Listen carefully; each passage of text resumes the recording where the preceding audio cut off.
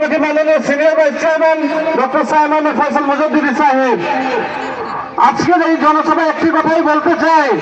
54 বছর স্বাধীন বাংলার ইতিহাসে বাংলাদেশের মানুষ শুধু বারবার দেখা যায় 54 বছর বারবার আমরা শুধু আশার বাণী শুনতে পেরেছি, কিন্তু আমাদের ভাগ্যের কিন্তু পরিবর্তন হয়নি, ঠিক কিনা?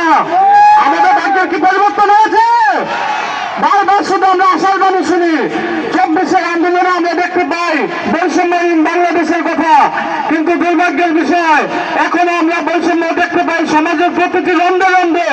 যদি বাংলাদেশকে প্রকৃত অর্থে বৈষম্যহীন বাংলাদেশ করতে হয়, যদি বাংলাদেশের প্রতিটি মানুষের মাঝে শান্তি প্রতিষ্ঠা করতে হয়, সমাজের সবার মাঝে যদি সমান অধিকার নিশ্চিত করতে হয়, সবার মাঝে যদি সুষম বন্টন নিশ্চিত করতে হয়, তাহলে একজন পবিত্র অভিভাবকের কোনো বিকল্প নেই। সেই অভিভাবকে হচ্ছেন জাকির মহামান্য চেয়ারম্যান মহোদয়, ঠিক কিনা?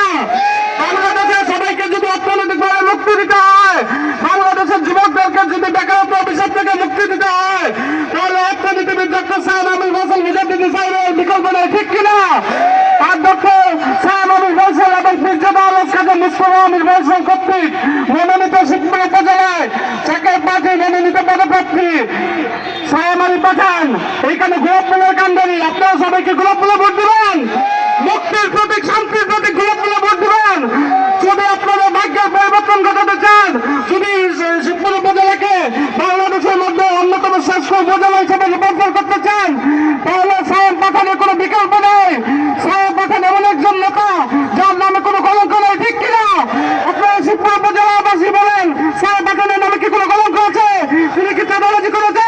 তিনি কি দুর্নীতি করেছে?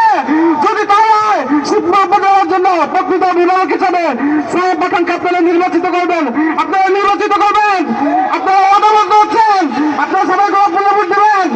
ইনশাআল্লাহ আপনাদের সবার সমর্থনে আগামী বাংলাদেশ হবে আলহাজ খাজা মুস্তফা আমির ফয়সাল মুজদ্দিদি সাহেবের বাংলাদেশ, আগামী বাংলাদেশ হবে চাকের পার্টি বাংলাদেশ। বিশ্বনাথ জিন্দাবাদ, চাকের পার্টি জিন্দাবাদ, বাংলাদেশ জিন্দাবাদ।